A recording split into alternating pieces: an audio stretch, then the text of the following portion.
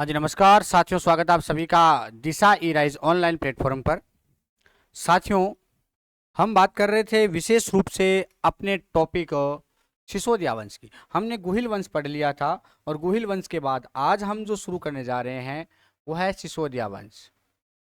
ये गुहिल वंश का ही पार्ट है सिसोदिया वंश।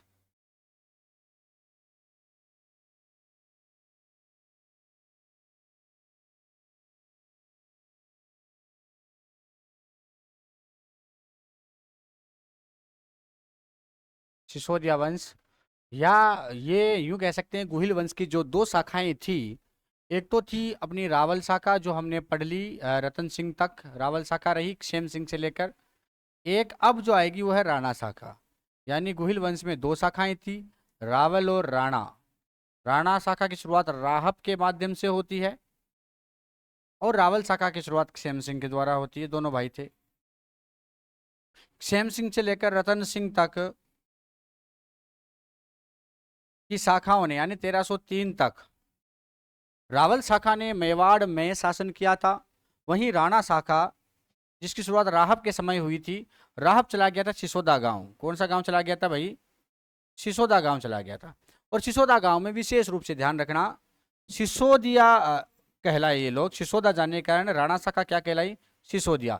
तो आज हम रतन सिंह के बाद हमने पढ़ा कि किस तरह से चित्तौड़गढ़ किले पर अलाउद्दीन खिलजी का अधिकार हो गया और उसने अपने पुत्र खिज्र खां को खिजराबाद के नाम से चित्तौड़गढ़ दे दिया, यानी चित्तौड़ का नाम खिजराबाद कर दिया था। जैसे अकबर ने उदयपुर का नाम बदलकर मोहम्मदाबाद कर दिया और दो व्यक्तियों को उसका प्रशासन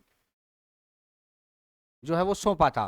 तो प्रश्न ये बन जाता है फिर से आपके सामने कि बताइए वो कौन से दो व्यक्ति थे जिनको अकबर ने उदयपुर का प्रशासन या उदयपुर का प्रशासनिक अधिकारी बनाया था। तो फटाफट से आप लोग बताइएगा कि किन दो व्यक्तियों को अकबर ने उदयपुर का प्रशासनिक अधिकारी नियुक्त किया था। ये आप जल्दी से जल्दी बताइएगा साहब, ठीक है? किन दो व्यक्तियों को अकबर ने उदयपुर का प्रशासनिक अधिकारी नियुक्त किया था? समझ रहे हो बात को? उसी प्रकार अलाउद्दीन खिलजी ने चित्तौड़ को खिजराबाद बना दिया और खिज्र खां को उसका प्रशासनिक अधिकारी बनाया था। हमने ये चीज़ पढ़ी थी रतन सिंह के समय। खिज्र खां बन गया था। फिर हमने पढ़ा कि खिज्र खां ने भाई 1311 तक शासन किया यहाँ पर। 1303 से लेकर 1311 तक खिज्र खां रहा और 1311 से लेकर 1321 तक ये सौंप दिया गया मालदेव चौहान को, यानी मूछाला मालदेव, जो आपने सुना होगा विशेष रूप से, है ना? मालदेव छोनगरा चौहान थे। मालदेव को सौंप दिया, एक कानड़ देव का भाई था। और मालदेव ने बाद में अपने पुत्र जयसा को चित्तौड़ सौंप दिया था 1321 से 1326 तक। यानी मालदेव की मृत्यु के बाद उसका पुत्र जयसा चित्तौड़ का शासक बनता है 1321 से 1326 तक। ये सब चीजें पढ़ ली। और 1326 में सिसोदिया वंश की मेवाड़ में शुरुआत होती है। अब 1326 में सिसोदिया वंश की मेवाड़ में शुरुआत होती है। तो ये चीजें आपको ध्यान में रखनी है, बहुत सामान्य सामान्य चीजें, इसलिए मैंने सामान्य सामान्य सी बातें यहाँ पर की है। अब बात आती है कि भाई चलो 1326 में सिसोदिया वंश की शुरुआत तो हो गई। थोड़ा शायद पेन मोटा होगा, ये लो, है ना, दिखने में आपको प्रॉब्लम ना हो। कि 1326 में मेवाड़ में सिसोदिया वंश की शुरुआत हो जाती है, लेकिन किसने की? तो राणा हम्मीर। क्योंकि शाखा कौन सी है भाई? राणा शाखा की हम बात कर रहे हैं। अब 1326 में राणा शाखा का शासन अथवा सिसोदिया वंश का शासन मेवाड़ में आ गया, तो राणा शाखा थी, इसलिए ये लोग क्या कहलाए? राणा कहलाए अथवा महाराणा कहलाए। जो फेमस हो गए वो महाराणा, जो कम फेमस रहे वो राणा। लेकिन उससे पहले ये लोग रावल कहलाते थे। पहले क्या कहलाते थे? रतन सिंह तक मेवाड़ में रावल शाखा का शासन था, इसलिए लोग रावल कहलाते थे। अब राणा शाखा का शुरुआत होगी, इसलिए राणा हम्मीर सिसोदिया वंश अथवा राणा शाखा के पहले शासक बनते हैं 1326 में। 1326 से 1364 तक राणा हम्मीर का समय रहता है। और अब हम बात करेंगे राणा हम्मीर की। लेकिन मैंने अभी प्रश्न पूछा था कि किस तरह से उदयपुर का नाम बदलकर मुहम्मदाबाद कर दिया था अकबर ने, और वो प्रशासक जो है उदयपुर का प्रशासक अकबर ने किसे नियुक्त किया था, हम आगे पढ़ेंगे इस बारे में। लेकिन ये सामान्य जानकारी मैंने आपको केवल देनी है अपने को, इसलिए याद रह जाए। खिज्र खां को खिजराबाद दिया, वैसे ही उदयपुर यानी मुहम्मदाबाद इसका नाम अकबर ने किया था हल्दी घाटी के युद्ध में। अगर आपको पता हो, हालांकि हल्दी घाटी के युद्ध से पहले ही हम कुछ बातें कर सकते हैं।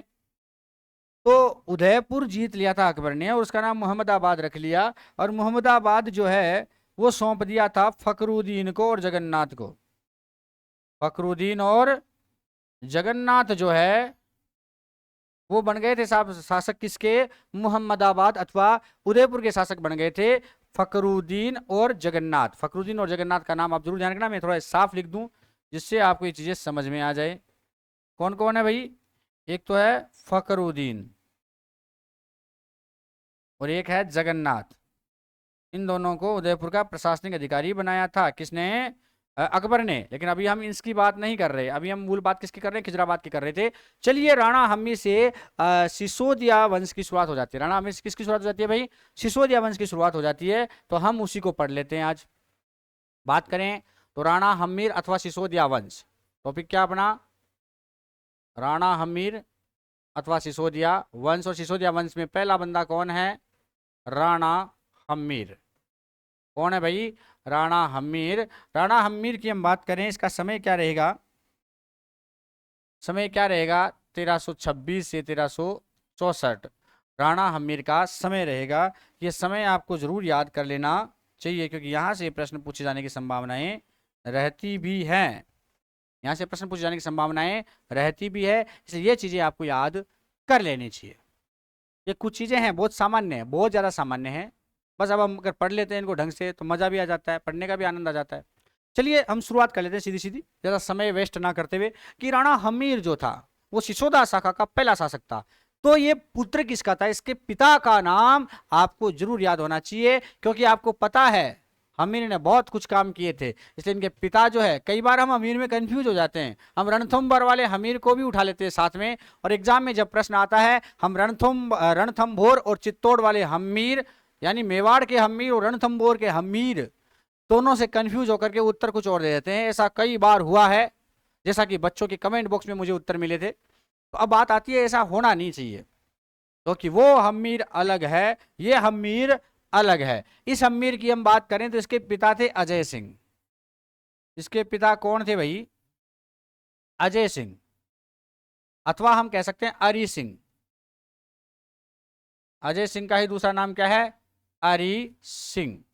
इस हमीर की जब बात की जाती है तो ये छोटा मोटा आदमी नहीं था भाई। इसका तकलीफ इसको ये थी कि अब गुहिल वंश यानी हमारे ही जो बडेरे हैं, हमारे ही वंश के जो शासक रहे हैं, उनको मालदेव चौहान ने, मतलब कि किस तरह से अलाउद्दीन खिलजी ने हराया, चलो वो दुश्मन था लेकिन अपनों ने हरा दिया, मतलब अपनों ने धोखा किया उसके साथ, मालदेव जैसे लोगों ने धोखा किया और किस तरह से चित्तौड़ पर अधिकार कर लिया उसने एक खिजर खां से मिलकर के। तो उसने सबसे पहले जयसा पर आक्रमण किया जो मालदेव का बेटा था। हमीर ने किस पर आक्रमण किया, जयसा पर आक्रमण किया, जयसा पर आक्रमण किया और जयसा को पराजित किया साहब 1326 में। तेरा जयसा था कौन, ये मालदेव का बेटा था। जैसा कौन था भाई, मालदेव का बेटा था। सबसे पहले जयसा को हराया और उसके बाद मेवाड़ पर शासन कर लिया। अब ये मेवाड़ पर शासक तो बन गया साहब, लेकिन इसके साथ में अब क्योंकि इसके साथ कई जागीरदार हो गए, कई सरदार जो है, कई सामंत जो है इसके साथ हो गए। ये पहले सामंत था सिसोदा गांव का, इसके पिताजी सामंत रहे, ये भी सामंत हो गया, युवराज हो गया। तो इसलिए सभी लोग इसके साथ थे। कई बार क्या होता है कि हम कंफ्यूज हो जाते हैं। जैसे एक बार एग्जाम में मुझे याद है एक प्रश्न आया था कि जो जैसा है उसका नाम लिख दिया बनवीर। उसका नाम क्या लिख दिया, बनवीर। रणकपुर प्रशस्ति का अगर आपने नाम सुना हो, कौन सी प्रशस्ति, रणकपुर प्रशस्ति का अगर आपने नाम सुना हो तो रणकपुर प्रशस्ति में, कौन सी प्रशस्ति में भाई, रणकपुर प्रशस्ति में जैसा का नाम क्या मिलता है, बनवीर मिलता है। क्या मिलता है, बनवीर मिलता है, जो मालदेव का ही बेटा रहा है। तो दोनों एक ही है, जैसा का ही नाम क्या है, बनवीर है। किसमें, रणकपुर प्रशस्ति में। और इसमें लिखा गया कि भाई बनवीर को हराकर 1326 में राणा हमीर मेवाड़ का शासक बनता है। तो आप कभी कंफ्यूज मत होना, ये दोनों एक ही नाम है, दोनों एक ही व्यक्ति के नाम हैं। और कौन है दोनों, ये दोनों के दोनों मालदेव के पुत्र हैं, मालदेव सोनगरा के पुत्र हैं दोनों के दोनों। जैसा और बनवीर दोनों एक ही नाम है। तो एग्जाम में अगर कभी प्रश्न आ जाए तो आप जरूर ध्यान रख लेना, रणकपुर प्रशस्ति के अनुसार बनवीर को हराकर और वैसे जैसा को हरा करके 1326 में हमीर ने मेवाड़ पर अधिकार कर लिया था। और भाई साहब पहला व्यक्ति कभी आपसे पूछ ले एग्जाम में कि मेवाड़ का पहला व्यक्ति कौन था जिसने राणा की उपाधि प्राप्त की थी, तो वो कौन था भाई, यही था। क्योंकि राणा शाखा का बंदा था इसलिए राणा की उपाधि करने वाला मेवाड़ का प्रथम शासक कौन रहेगा, हमीर रहेगा। है ना, ऐसे प्रश्न एग्जाम में आते हैं। इसने बड़े बड़े काम किए थे साहब, इसने बड़े बड़े काम किए थे। इसने सबसे पहले क्या किया, चित्तौड़ की जो राजधानी थी, ध्यान रखना, चित्तौड़ जो अपनी राजधानी थी, इसने चित्तौड़ बनाया। किसको बनाया, चित्तौड़ बनाया। किसने, राणा हमीर ने। तो अगर आपसे पूछे कि मेवाड़ की तीसरी राजधानी किसकी भाई, मेवाड़ की तीसरी राजधानी, पहली कौन सी भाई, नागदा, दूसरी कौन सी, आहड़, और अब तीसरी कौन सी हो गई, कौन सी हो गई भाई, तीसरी हो गई उदयपुर, सॉरी चित्तौड़। तीसरी कौन सी हो गई, चित्तौड़। तो मेवाड़ की तीसरी राजधानी कौन सी है, चित्तौड़, जो किसने बनाई, राणा हम्मीर ने। यानी हम्मीर ने चित्तौड़ को अपनी राजधानी बना ली साहब। फिर मैं कह रहा हूं कि चित्तौड़ पर अधिकार किया था जैसा और अथवा बनवीर को हराकर, इसलिए चित्तौड़ को अपनी राजधानी बनाया था किसने, राणा हमीर ने। तो ध्यान रखना कि इसने मेवाड़ की राजधानी चित्तौड़ को बना ली, जो कि मेवाड़ की तीसरी राजधानी कहलाती है। पहले नंबर पर कौन सी आती है, नागदा, दूसरे नंबर पर कौन सी आती है, आहड़, और तीसरे नंबर पर कौन सी आती है, चित्तौड़। ये किसका काम था, किसका काम था, हमीर का काम था। अगर हमीर की हम बात करें तो ध्यान रखना, हमीर जो है वो प्रबल हिंदू राजा कहलाता था। क्या कहलाता था, प्रबल हिंदू राजा। किसने कहा था इसको प्रबल हिंदू राजा, जेम्स टोड ने। किसने कहा था, जेम्स टोड ने। तो एक दो बात और ध्यान रख लेना कि हमीर को और हमीर के सबसे बड़े बड़े कामों में एक ये नाम था, प्रबल हिंदू राजा कर्नल जेम्स टोड ने किसको कहा था, प्रबल हिंदू राजा किसको कहा था, जेम्स टोड ने। तो ध्यान रखना, राणा हमीर को। किसको कहा था, राणा हमीर को। किसने कहा था, कर्नल जेम्स टोड ने। कर्नल जेम्स टोड ने राणा हमीर को प्रबल हिंदू राजा की उपाधि प्रदान की थी। किसकी, प्रबल हिंदू राजा की उपाधि की थी, प्रदान की थी। इसके अलावा इसको कई उपाधियों से नवाजा गया। जैसे अगर हम बात करें आगे जाकर, जब हम कुंभा पढ़ेंगे, क्या पढ़ेंगे, महाराणा कुंभा, कुंभा पढ़ोगे ना। कुंभा ने किताब लिखी थी, आपको पता हो तो, रसिक प्रिया, जो टीका थी गीत गोविंद पर, है ना, जो गीत गोविंद पर क्या थी, टीका थी, रसिक प्रिया। रसिक प्रिया में कुंभा ने राणा हमीर को एक उपाधि दी है, वीर राजा। क्या कहा है, वीर राजा कहा है। तो ध्यान रखना, वीर राजा की उपाधि किसको मिली, हमीर को दी थी कुंभा ने। किसमें, रसिक प्रिया में। रसिक प्रिया में कुंभा ने हमीर को वीर राजा की उपाधि दी थी। इसके अलावा कीर्ति स्तंभ प्रशस्ति का अगर आपने नाम सुना हो, कीर्ति स्तंभ प्रशस्ति,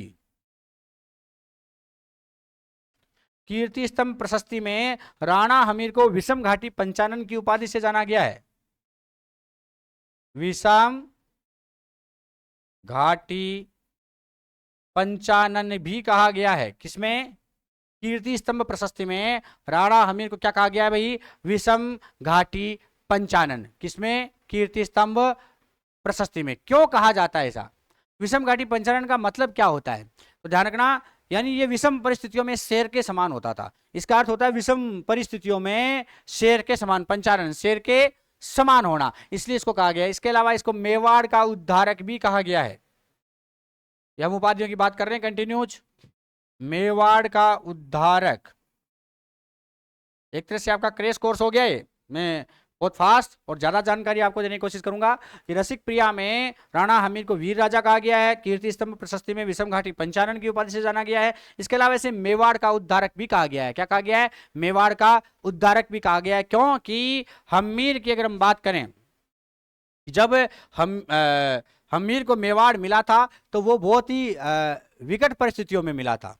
ऐसी परिस्थितियां थी जब रतन सिंह के समय पूरा मेवाड़ खो चुका था रतन सिंह अपने हाथों से, और उन परिस्थितियों में जो मेवाड़ गर्त में जा चुका था, उस मेवाड़ को पुनः उठा करके सूर्य के समान चमकाने का काम किया था, उसके समान तेजोमय करने का काम किया था किसने, राणा हमीर ने। इसलिए राणा हमीर को मेवाड़ का उद्धारक कहा जाता है। क्या कहा जाता है, मेवाड़ का उद्धारक। इसके अलावा अगर हम बात करें क्या काम किए थे ऐसे में राणा हमीर ने, तो सबसे खास बात अगर हम करें तो इसने एक तरह से गुहिल वंश की पुनर्स्थापना की थी। एक तरह से राणा हमीर ने क्या किया था, गुहिल वंश की पुनर्स्थापना की थी। यह आपको ध्यान रखना होगा। इसने सबसे बड़ा काम यह किया था कि भाई सिंगोली का अगर आपने युद्ध सुना हो, सिंगोली का युद्ध आपने सुना हो, किस किसके मध्य हुआ था सिंगोली का युद्ध? मैं सीधी बात कर रहा हूं कि सिंगोली का जो युद्ध है वो किस किस के मध्य हुआ था? तो मोहम्मद बिन तुगलक के और राणा हमीर के मध्य हुआ था, अगर आपको याद हो। किस किस के मध्य हुआ था? मोहम्मद बिन तुगलक,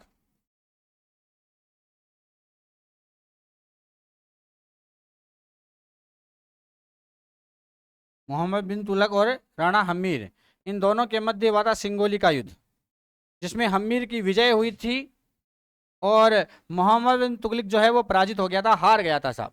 दिल्ली का सुल्तान था उस समय मोहम्मद बिन तुगलक। ये प्रश्न आया हुआ एग्जाम में कि राणा हमीर के समय दिल्ली का सुल्तान कौन था? मोहम्मद बिन तुगलक था भाई साहब, कांपता था, डरता था। मोहम्मद बिन तुगलक राणा हमीर के समय दिल्ली का सुल्तान था और इसको भी हमीर ने पराजित किया था सिंगोली के युद्ध में। कहां है सिंगोली? सिंगोली पड़ता है बांसवाड़ा में। कहां पड़ता है? बांसवाड़ा में। तो बांसवाड़ा में सिंगोली के युद्ध में मोहम्मद बिन तुगलक जैसे शासक को भी पराजित कर दिया था राणा हमीर ने, जो कि सामंत व्यवस्था से उठ करके आया था साहब, सामंत व्यवस्था से उठ करके आया था साहब राणा हमीर। कौन आया था? राणा हमीर। इसके अलावा अगर हम बात करें, एक जीलवाड़ा का युद्ध हुआ था। जीलवाड़ा के युद्ध में सरदार था कोई राघव, जो जीलवाड़ा का सरदार था, उसको हराया था राणा हमीर ने। जीलवाड़ा के सरदार को राणा हमीर ने हराया था। इसके अलावा बूंदी के शासक देवी सिंह हाड़ा को, बूंदी के शासक देवी सिंह हाड़ा को भी पराजित किया था। किसने? राणा हमीर ने। तो ये बड़ी बड़ी घटनाएं थी साहब राणा हमीर ने। और क्या किया था? बूंदी के शासक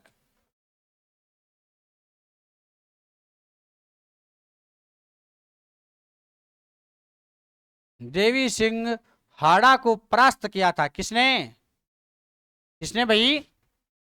राणा हमीर ने। किसने? राणा हमीर ने। तो ये था अपना राणा हमीर, जो बहुत सिंपल, बहुत छोटा और बहुत सामान्य था। अब हम बात करने वाले हैं अगले शासक खेता यानी क्षेत्र सिंह की, जो हम बात करेंगे अगली क्लास में। तब तक के लिए मित्रों आज्ञा दीजिए। जय हिंद, जय भारत। फिर मिलते हैं हम अगली क्लास में कुछ अच्छे विचारों के साथ और अच्छी जानकारी के साथ आपके सामने लौट कर आएंगे। तब तक आप दबा करके ढंग से जोरदार तरीके से शेयर कर दीजिए हमारे इस वीडियो को। चैनल को अगर आपने सब्सक्राइब नहीं किया है तो सब्सक्राइब कर लें। वीडियो को लाइक जरूर करें अगर आपको पसंद आता है तो, नहीं पसंद आता है तो भी आप लाइक तो करेंगे ना, है ना? कमेंट करके हमें बताइएगा कि आपको वीडियो कैसा लगा। आज्ञा दीजिए। जय हिंद, जय भारत।